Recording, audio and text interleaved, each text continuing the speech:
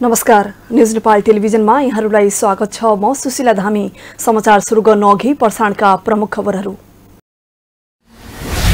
तिहारको तेस्रो दिन कुकुर पूजा गरेर मनाइदै तिथि घटबडका कारण लक्ष्मी पूजा पनि आजै गरिने।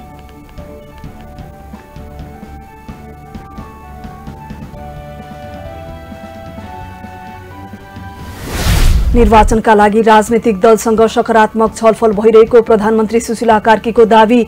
जेनजीको भावना अनुसार नै सरकार अघि बढेको जिकिर।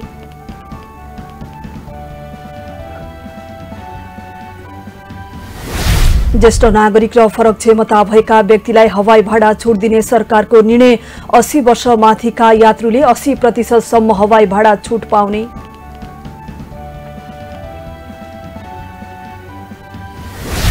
र फागुन 21 गतेको निर्वाचन लक्षित गर्दै प्रधानमन्त्रीले राजनीतिक दलसँग छलफल गर्दै संवादका लागि 7 राजनीतिक दललाई पत्र पठाइएको प्रधानमन्त्रीका प्रेस सल्लाहकार राम रावलको भनाई।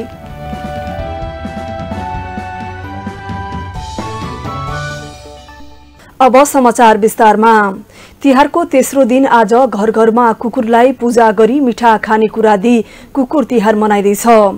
कुकुर तिहार यमपञ्चक अर्थात् दीपावली पर्वको दोस्रो दिन पर्ने भए पनि यस पर्व तिथिको घटबडका कारण तेस्रो दिन पर्न गएको नेपाल पञ्चाङ्ग निर्णायक विकास समितिले जनाएको छ।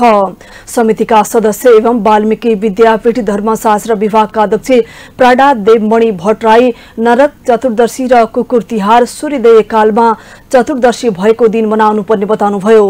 कार्तिक कृष्ण चतुर्दशीका दिन कुकुरलाई मिठा परिकार खान दिए यमराजको ढोकामा द्वारपालका रूपमा बस्ने श्याम र सबल नामक कुकुरले यमलोक जाँदा बाटो छोडिदिने धार्मिक विश्वासका आधारमा कुकुर तिहार मनाउने गरिएको धर्मशास्त्रीविद प्रा तोयराज नेपालले बताउनुभयो। कुकुरलाई ज्ञानपालक र सुरक्षामा भरपर्दो घरपालुवा जनावरका रूपमा लिन्छ। तिथि घटबडका कारण लक्ष्मी पूजा पनि आजै गरिँदैछ। बिहान कुकुर पूजा गरेपछि साँझ लक्ष्मी पूजा गरिनेछ। अन्तरिम सरकारकी प्रधानमन्त्री सुशीला कार्कीले जनताका आकांक्षा अनुसार सरकार अघि बढेको बताउनु भएको छ। नेपालसँग शुभ दीपावली तथा छठ पर्वको अवसरमा शुभकामना मन्तव्य दिने क्रममा आइतबार प्रधानमन्त्री कार्कीले जेनजीको भावना अनुरूप भ्रष्टाचार निवारण गरी सुशासन कायम गर्न सरकार लागि परेको बताउनुभयो। वर्तमान सरकार परिवर्तनको असीम आकांक्षा र नयाँ यात्राको जिम्मेवारी सहित अघि बढेको बताउँदै कार्कीले समावेशी पारदर्शी र उत्तरदायी मार्ग अवलम्बन गर्न सरकार दृढ रहेको बताउनुभयो। अन्धकारमाथि उज्यालोको, निराशामाथि आशाको र अन्यायमाथि न्यायको विजयको प्रतीकका रूपमा हामी यी पर्व मनाउँछौँ। यस वर्ष हामी परिवर्तनको असीम आकांक्षा र नयाँ यात्राको जिम्मेवारी सहित अघि बढिरहेका छौँ। भदौको महान जेनजी आन्दोलनले हामीमाथि जुन भरोसा र दायित्व सुम्पिएको छ त्यसको सम्मान गर्दै सरकारले समावेशी, पारदर्शी र उत्तरदायी शासनको मार्ग अवलम्बन गर्ने दृढ प्रतिबद्धता प्रकट गरेको छ। यस बीचमा जेनजीले चाहेको सुशासन र विकासको आधारशिला तयार गरिने भएको छ। प्रधानमन्त्री कार्कीले आगामी फागुन 21 गते हुने निर्वाचनको तयारी भइरहेको पनि उल्लेख गर्नुभयो। चुनावको तयारी स्वरूप राजनीतिक दलसँग संवाद भइरहेको र सुरक्षा स्थिति पनि सन्तोषजनक रहेको उहाँको दावी छ। फागुन 21 गते स्वच्छ, निष्पक्ष र भयरहित वातावरणमा निर्वाचन सम्पन्न गर्ने, सुशासन कायम गर्ने, भ्रष्टाचार विरुद्ध ठोस कदम चाल्ने र जेनजी आन्दोलनका क्रममा भएका दमन तथा हिंसाको निष्पक्ष छानबिन गर्ने कार्य हाम्रो प्राथमिक जिम्मेवारी हो भन्नेमा हामी प्रष्ट छौँ। 6 महिनाभित्र स्थिर सरकार दिने प्रतिज्ञाका साथ निर्वाचनको वातावरण बनाउन दत्तचित्त भएर लागि परेका छौँ। यस निम्ति राजनीतिक संवाद र सुरक्षा स्थिति सुधारको काम सन्तोषजनक ढङ्गले अघि बढेको छ। कठिन परिस्थितिमा एकबद्धता रहने हाम्रो मौलिक संस्कृति नै हो। तसर्थ कुनै पनि भ्रममा नपरी हामी सबै मिलेर निराशा र अन्धकारको अन्त्य गर्दै नयाँ नेपालको उज्यालो भविष्य निर्माणतर्फ एकजुट हौँ। शान्ति, समृद्धि र सुशासनको आकांक्षा पूरा गर्न राष्ट्रिय संकल्पका साथ अघि बढौँ। जेनजी आन्दोलनका क्रममा भएको दमन र हिंसात्मक गतिविधिको निष्पक्ष छानबिन गर्न सरकार तत्पर रहेको उहाँको भनाइ छ। नेकपा एमालेका अध्यक्ष केपी शर्मा ओलीले देशमा हाल शान्ति सुरक्षा भंग भएको दावी गर्नुभएको छ। आइतबार काठमाडौँमा आयोजित सम्पादकहरूसँग संवाद कार्यक्रममा उहाँले हाल देश भंग भएको र अस्थिरता तथा अनिश्चयतर्फ उन्मुख भएको दावी गर्नुभयो। निवर्तमान प्रधानमन्त्री समेत रहनुभएका अध्यक्ष ओलीले अहिले पत्रकारहरूले समेत लेखेकै आधारमा डराएर हिड्नुपर्ने, त्रसित भएर बस्नुपर्ने अवस्था बनेको जिकिर गर्नुभयो। शान्ति सुव्यवस्था थियो, भङ्ग भएको छ। निर्धुकको वातावरण थियो, त्रासदीपूर्ण छ।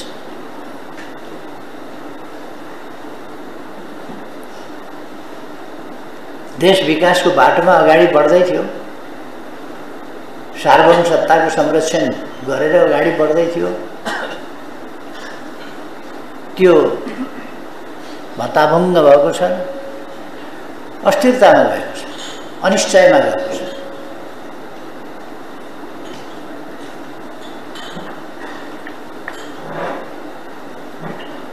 अब मेरो वफादारीता कसैलाई मन परे पनि नपरे पनि यस देशप्रति मेरो वफादारीता छ, यस देशका जनताप्रति मेरो वफादारीता छ, मानव जातिप्रति मेरो वफादारीता छ। त्यसकारण अघि मैले भनेका मेरा मूल्य मान्यताहरू, मेरा निष्ठाका विषयहरू मन पर्नु नपर्नु बेग्लै कुरा हो, व्यक्तिगत चोइसको कुरा हो।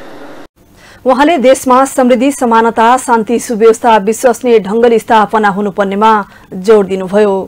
नागरिक उड्डयन प्राधिकरणले ज्येष्ठ नागरिक र फरक क्षमता भएका यात्रुहरूका लागि हवाई भाडामा छुट दिने निर्णय गरेको छ। आइतबार प्राधिकरणका महानिर्देशकको अध्यक्षतामा बसेको बैठकमा आन्तरिक वायु सेवा कम्पनीका प्रतिनिधिहरूबीच भाडा छुटको सहमति भएको हो।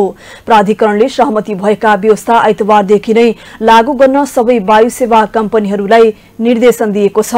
सहमति अनुसार 70 वर्षभन्दा माथिका ज्येष्ठ नागरिकले हवाई टिकटमा नेपाल सरकारले तोकेको अधिकतम भाडा दर 50% छुट पाउनेछन्।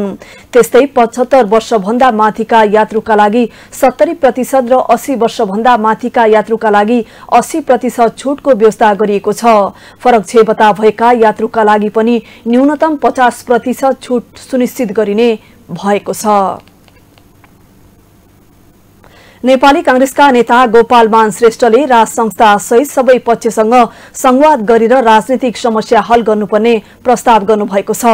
आइतबार काठमाडौँमा आयोजित पत्रकार सम्मेलनमा उहाँले राजनीतिक छलफलले दलहरूले जेन्जी पुस्ताले परम्परागत राजनीतिक शक्तिहरूको विचारलाई स्वीकार गर्ने साहस देखाउनुपर्ने बताउनुभयो।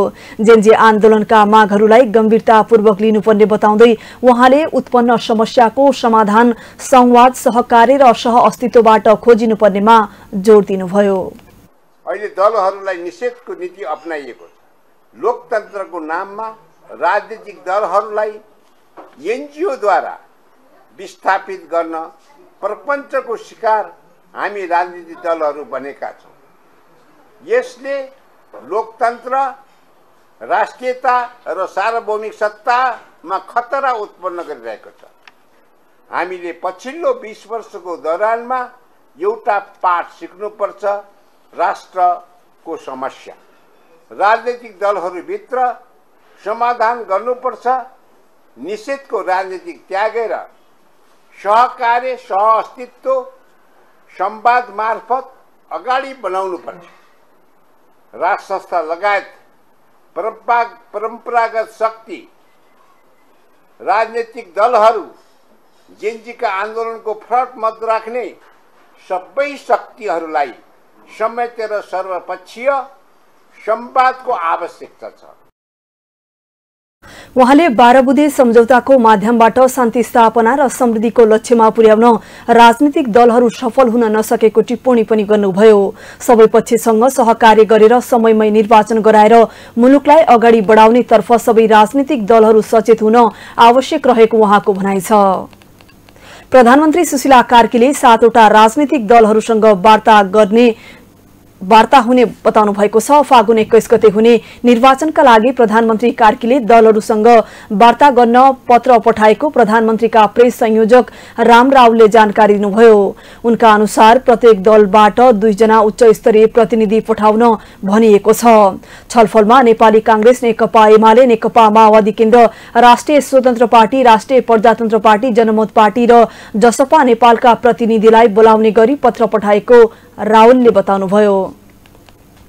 नेकपा एमालेका अध्यक्ष एवं निवर्तमान प्रधानमन्त्री केपी शर्मा ओलीले आफूले सुशीला कार्कीलाई प्रधानमन्त्रीमा सिफारिस नगरेको स्पष्ट गर्नुभएको छ। उहाँले माओवादी केन्द्रका अध्यक्ष पुष्पकमल दाहाल प्रचण्डले प्रधानमन्त्री सुशीला कार्कीलाई प्रधानमन्त्रीमा सिफारिस गर्ने काम ओलीले गरेको भनेर झुटो बोलेको आरोप लगाउनुभयो। आइतबार सम्पादकहरूसँगको संवाद कार्यक्रममा उहाँले राष्ट्रपतिको आग्रह रहे पनि आफूले प्रधानमन्त्रीमा कसैको नाम सिफारिस नगरेको बताउनुभयो। अध्यक्ष ओलीले आफूले सुशीला कार्कीलाई प्रधानमन्त्रीमा सिफारिस गरेको भए प्रमाण देखाउन प्रचण्डलाई चुनौती दिनुभयो। मेरो वफादारिता कसैलाई मन परे पनि नपरे पनि यस देशप्रति मेरो वफादारिता छ, यस देशका जनताप्रति मेरो वफादारिता छ, मानव जातिप्रति मेरो वफादारिता छ। त्यसकारण अघि मैले भनेका मेरा मूल्य मान्यताहरू मेरा निष्ठाका विषयहरू मन पर्नु नपर्नु बेग्लै कुरा हो, व्यक्तिगत चोइसको कुरा हो। त्यसो भएर म तिनै मान्यताहरू अनुसार देश, जनता, मानव जाति, त्यसका लागि समृद्धि, त्यसका लागि सुखका प्यारामिटरहरू स्थापना गर्नुपर्छ भनेर ठान्ने, मान्ने र त्यसका निम्ति काम गर्ने मान्छे हुँ। त्यसैका निम्ति काम गरेको छु। मैले देशलाई अगाडि बढाउनका निम्ति काम गरेको छु, डेमोक्रेसी ल्याउनका निम्ति काम गरेको छु, शान्ति स्थापनाका निम्ति काम गरेको छु। कसैले हिंसा मचाउँदा जतिसुकै जोखिम भए पनि त्यति बेला पनि कसैको साथ पाइन्छ कि पाइँदैन भन्ने भन्दा पनि सत्य के हो त्यसमा हिँडेको छु र असत्यको विरोधै गरेको छु। जहाँ जोखिममा राखेर विरोध गरेको छु र मेरो सिद्धान्त, मेरा नीति र मेरो व्यवहार अहिले पनि बदलिएको छैन। उहाँले संविधान अनुसार नै सुशीला कार्कीलाई प्रधानमन्त्री बनाउन सकिने भए पनि सो अनुसार नभएको दावी गर्नुभयो। कठिन परिस्थिति रहेको बेलामा संविधान संशोधन गरेर कार्कीलाई प्रधानमन्त्री बनाउन कसैले पनि अवरोध नगर्ने उहाँको जिकिर छ। मैले सुशीला कार्कीजी वा कोही अरू संसद बाहिरबाट प्रधानमन्त्री हुनै हुँदैन भन्ने पनि जिकिर गरिन। मैले के भने संविधान कायम रहनुपर्दछ र संसद विघटन हुनु हुँदैन, कायम रहनुपर्दछ। त्यहाँबाट समाधान खोजिनुपर्छ। जस्तो कसैलाई पनि प्रधानमन्त्री संसदभन्दा बाहिरबाट बस्न पर्यो भने संसद त कायम थियो, संसद त जीवित थियो, संसदको बैठक चालु थियो। भोलिपल्ट 25 गते 24 गते भोलिपल्ट 25 गते नै संसदको बैठकको दिन थियो। त्यो त पोस्टपोन गर्न लगाइयो नि त। अनि 25 गते एकछिन संसद बसेर यस्तो पर्यो भन्दा त संसदले बुझ्थ्यो। म बुझ्थेँ, शेरबहादुरजीले बुझ्नुहुन्थ्यो, पार्टीहरूले बुझ्थे। र संविधानको धारा 76 मा एउटा उपधारा, अन्तिममा उपधारा 7 भन्दा पछि एउटा उपधारा 8 राख्न सकिन्थ्यो, थप्न सकिन्थ्यो संशोधन गरेर। विशेष परिस्थिति परेमा राष्ट्रपतिले संसदभन्दा बाहिरको व्यक्तिलाई पनि प्रधानमन्त्री नियुक्त गर्न सक्नेछ, प्रतिनिधि सभाभन्दा बाहिरकोलाई पनि नियुक्त गर्न सक्नेछ भनेर त राख्न सक्थ्यो, संशोधन गर्न सक्थ्यो। उहाँले संविधान, संसद र लोकतान्त्रिक पद्धतिबाटै निकासा निकाल्न सकिने बताउनुभयो। अर्को प्रसङ्गमा अध्यक्ष ओलीले आफूले एक पैसा पनि भ्रष्टाचार नगरेको दावी गर्नुभएको छ। आफूले भ्रष्टाचार गरेको लागेमा नेपाल पत्रकार महासंघ र सम्पादक मण्डलले छानबिन गरे हुने बताउनुभयो। मसँग किन रिस उठेको मलाई थाहा छैन। मैले एक पैसा भ्रष्टाचार गरिनँ। ए बाबा, तपाईँहरू पनि एउटा टोली बनाएर चाहिँ छानबिन गर्नुहोस् न। हो, अरूको सक्नुहुन्न भने केपी ओली एउटाको छानबिन गर्नुहोस् न, गरिदिनुहोस् त। त्यति ल गर्नुहोस्। पत्रकार महासंघले गरे पनि हुन्छ, सम्पादक मण्डलले गरे पनि हुन्छ, एउटा बनाउनुहोस् न।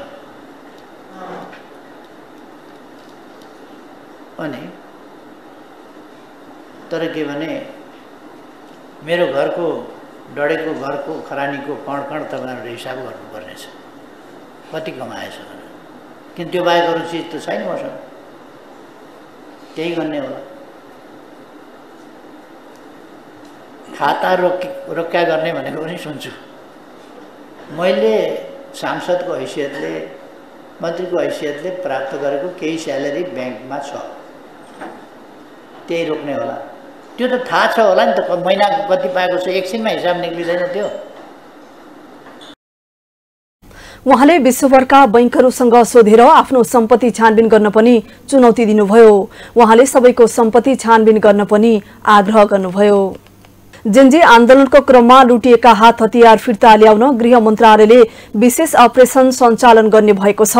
आइतबार सिंहदरबारमा बसेको केन्द्रीय सुरक्षा समितिको बैठकपछि सञ्चारकर्मीहरूसँग कुरा गर्दै गृहमन्त्री अर्यालले लुटिएका हात हतियार फिर्ता गर्ने बारे विशेष अपरेसन छलफल भएको बताउनुभयो।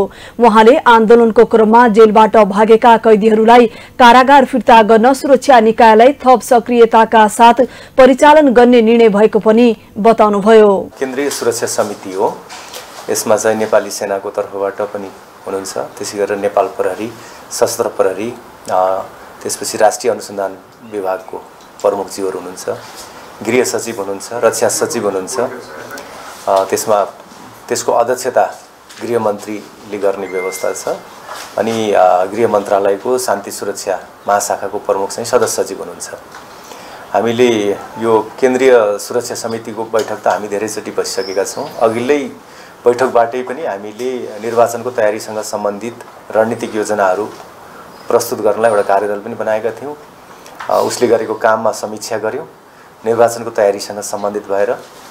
अब त्यो अनुसार हामीले अब आफू मातहतको निकायहरूलाई परिचालन गर्नुपर्ने हुन्छ। खास गरेर प्रमुख जिल्ला अधिकारी मार्फत चाहिँ हामीले कार्यान्वयन गराउँछौँ हाम्रा योजनाहरू, रणनीतिक योजनाहरू। त्यसमा चाहिँ अब पूर्ण क्षमतामा हामी अगाडि बढ्छौँ। गृहमन्त्री अर्यालले निर्वाचनको वातावरण निर्माण गर्न राजनैतिक दलहरूले समाजमा रहेका अपराधीहरूलाई दुरुपयोग नगर्ने प्रतिबद्धता व्यक्त गर्नुपर्ने समेत बताउनुभयो। सिंहदरबार वैद्यखाना विकास समितिका आयुर्वेद डाक्टर विनोद शाहले नेपालमा आयुर्वेदिक चिकित्सा फस्टाउँदो क्रम रहेको बताउनु भएको छ। सिंहदरबारमा वैद्यखाना विकास समितिको 31औं वार्षिकोत्सव तथा धन्वन्तरी जयन्तीको अवसरमा उहाँले सिंहदरबार वैद्यखानामा धेरै किसिमका आयुर्वेदिक औषधिहरू उत्पादन भएर बिक्री वितरण भइरहेको जानकारी दिनुभयो। आयुर्वेदिक औषधिलाई नेपालका सबै जिल्लाका नागरिकलाई सहज पहुँच पुग्ने गरी वैद्यखानाले काम गरिरहेको उहाँको भनाइ छ। आयुर्वेदको अवस्था हेर्ने भने नेपालमा चाहिँ अहिले एकदमै फस्टाउँदो क्रममा अगाडि बढिरहेको छ। जहाँसम्म सिंहदरबार वैद्यखाना विकास समितिको अवस्थाको कुरा गर्ने भने अहिले चाहिँ यहाँ धेरै किसिमका औषधिहरू निर्माण हुँदैछन् र निर्माण भएर बिक्री वितरणमा पनि रहेको छ। र बिस्तारै हामी चाहिँ नेपालभरिका जिल्लाहरूमा चाहिँ आयुर्वेद औषधि विशेष गरेर सिंहदरबार वैद्यखाना विकास समितिका उत्पादनहरूलाई जनस्तरमा कसरी पुर्याउने भन्ने किसिमले चाहिँ हामी अगाडि बढिरहेछौँ। र भर्खरै पनि हामीले नरदेवी आयुर्वेद चिकित्सालयसँग एउटा सम्झौता गरेका छौँ, जस अन्तर्गत चाहिँ त्यहीँका औषधि वितरण कक्षबाट चाहिँ वैद्यखाना विकास समितिबाट उत्पादित औषधिहरू चाहिँ हजुरहरूले एउटा सुपथ मूल्यमा अझ त्यसमा चाहिँ विशेष छुटसहित चाहिँ किन्न पाउनु। सिंहदरबार वैद्यखाना विकास समितिमा आइतबार विशेष पूजाआजा गरी समितिको 31औं वार्षिक उत्सव तथा धन्वन्तरी जयन्ती मनाइएको छ। नेपाल निर्माण व्यवसाय महासंघले शान्ति सुरक्षाको प्रत्याभूत दिन सरकारसँग आग्रह गरेको छ। नेपाल निर्माण व्यवसाय महासंघका अध्यक्ष रवि सिंहको नेतृत्वमा रहेको व्यवसायहरूको टोलीले आइतबार गृहमन्त्री ओमप्रकाश अर्याललाई भेट गरी निर्माण क्षेत्रमा शान्ति सुरक्षाको अवस्था निकै कमजोर भएको गुनासो गरेको छ। निर्माण व्यवसायीहरूले निर्माण कार्यमा असुरक्षाको महसुस हुने वातावरण रहेकोले व्यवसायीहरूले ढुक्कसँग काम गर्न सक्ने वातावरण मिलाउन गृहमन्त्रीसँग आग्रह गरे। महासंघका अध्यक्ष सिंहले भेटबारे जानकारी दिँदै दीपावलीपछि निर्माणका काममा तीव्रता दिने र उशृङ्खल तत्त्वहरूबाट बाधा अडचन खडा भइरहेको सुरक्षाको प्रत्याभूति मिलाउन गृह मन्त्रालयको ध्यानाकर्षण गराएको बताउनुभयो। यो सरकारको जिम्मेवारी भनेको सफलतापूर्वक निर्वाचन गराउनुको सँगसँगै आम जनमानसमा भएको नैराश्यतालाई चिर्ने काम पनि यो सरकारले गर्नुपर्छ र मुलुकमा भइरहेको भ्रष्टाचारलाई न्यूनीकरण गर्ने काममा तदारुकता साथ सरकारले लाग्नुपर्छ र सँगसँगै अर्थतन्त्रलाई चलायमान गर्ने काम पनि यो सरकारले गर्नुपर्छ र अर्थतन्त्रलाई चलायमान गर्नको लागि यो उद्योगहरूको पनि माउ उद्योग निर्माण उद्योगलाई चलायमान गर्न आवश्यक छ र दीपावली पछि हामी पूर्ण रूपमा भौतिक पूर्वाधारको कामलाई चाहिँ अत्यन्त तीव्रताका साथ अगाडि बढाउन गइरहेका छौँ र त्यो तीव्रताका साथ अगाडि बढाउँदै गर्दाखेरि अहिले आम रूपमा ठ्याक्कै जेनजीको नाममा भन्दा पनि यो अलिकति उच्छृङ्खल तत्त्वहरूबाट हामीले कार्यक्षेत्रमा गएर काम गर्न जाँदाखेरि भोग्नुपर्ने समस्याहरू त्यो समस्यालाई सम्बोधन गर्न र शान्ति सुरक्षालाई सुव्यवस्थित गर्नको लागि हामीले गृहमन्त्रीज्यूलाई अनुरोध गऱ्यौँ र उहाँले तपाईहरुलाई यो शान्ति सुरक्षाको हामी पूर्ण रूपमा अनुभूति पनि मात्र हैन कि त्यो हामी प्रदान गर्छौं भनेर भन्नुभयो र यो जुन हामीलाई अनधिकृत रूपमा कार्यक्षेत्रमा चाहिँ असुविधाहरू भएको छ त्यसलाई सम्बोधन गर्ने प्रतिबद्धता पनि जनाउनु भयो। अध्यक्ष सिंहका अनुसार गृहमन्त्री अर्यालले शान्ति सुरक्षाका लागि कुनै कसरी बाँकी नराख्ने प्रतिबद्धता जनाउनुभयो। कैलालीको लम्कीमा आइतबार मलामी बोकेको ट्र्याक्टर दुर्घटना हुँदा 3 जनाको मृत्यु भएको छ। दुर्घटनामा 9 जना घाइते भएका छन्। इलाका प्रहरी कार्यालय लम्कीका प्रमुख प्रहरी निरीक्षक लोकेन्द्र बहादुर सिंहका अनुसार दुर्घटनामा बर्दगोरिया गाउँपालिका वार्ड नम्बर 4 का 64 वर्षीय दान बहादुर साउद, 34 वर्षीय हर्क साउद र 16 वर्षीय शीतल साउदको घटनास्थलमै मृत्यु भएको छ। बर्दगोरिया गाउँपालिका वार्ड नम्बर 4 बाट चिसापानीतर्फ गइरहेको सुदूरपश्चिम प्रदेश 0102 त 4951 नम्बरको ट्र्याक्टर लम्कीचुहा नगरपालिकाको धोवेनी खोलामा अनियन्त्रित भई पल्टिएको प्रहरीले जनाएको छ। दुर्घटनामा घाइते भएका 9 जनालाई स्थानीय र प्रहरीको सहयोगमा उद्धार गरी उपचारका लागि लम्की स्थित लाल रत्न अस्पताल पठाएको प्रहरीले जनाएको छ। प्रहरीका अनुसार ट्र्याक्टरमा मलामी लिएर चिसापानीतर्फ जाँदै गर्दा अनियन्त्रित हुँदा ट्र्याक्टर पल्टिएको प्रारम्भिक अनुसन्धानबाट बुझिएको छ। 12 वर्षपछि हुन लागेको एसियाली युथ गेम्सको तेस्रो संस्करणमा नेपालका 8 खेलाडीले प्रतिस्पर्धा गर्ने भएका छन्। पछिल्लो संस्करण दोस्रो एसियन युथ गेम्स सन् 2013 मा चीनमा भएको थियो। सन् 2010 मा सिंगापुरमा भएको पहिलो युथ एसियन गेम्सदेखि नै नेपालले सहभागिता जनाउन थालेको हो, तर अहिलेसम्म पदक जित्न भने सकेको छैन। बहराइनमा हुने तेस्रो एसियाली युथ गेममा पनि नेपालबाट 6 खेलमा 8 खेलाडीले प्रतिस्पर्धा गर्दै छन्, तर कुनै प्रभावकारी तयारी बिना नै नेपाली टोली सहभागी हुन लागेको टिप्पणी भइरहेको छ। सरकार र जीवनराम श्रेष्ठ नेतृत्वको नेपाल ओलम्पिक बीच आन्तरिक द्वन्द्वका कारण 12 वर्षपछि हुन लागेको युथ एसियन गेम्समा सहभागिता नै अन्यलमा परेको थियो।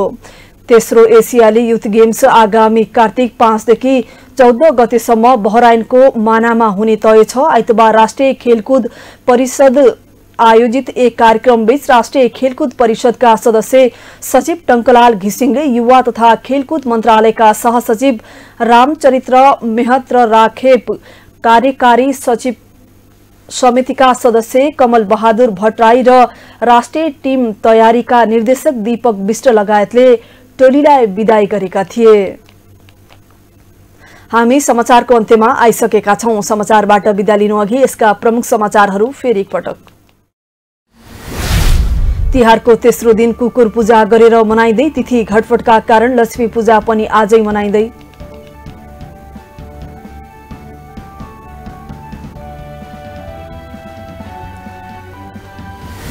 निर्वाचनका लागि राजनीतिक दलसँग सकारात्मक छलफल भइरहेको प्रधानमन्त्री सुशीला कार्कीको दावी। जेनजीको भावना अनुसार नै सरकार अघि बढेको जिकिर।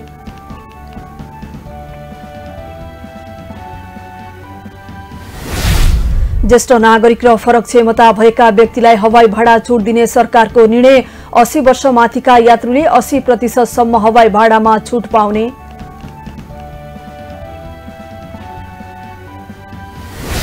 र फागुन 21 गतेको निर्वाचन लक्षित गर्दै प्रधानमन्त्रीले राजनीतिक दलसँग छलफल गर्दै संवादका लागि 7 राजनीतिक दललाई पत्र पठाएको प्रधानमन्त्रीका प्रेस सल्लाहकार राम रावलको भनाई।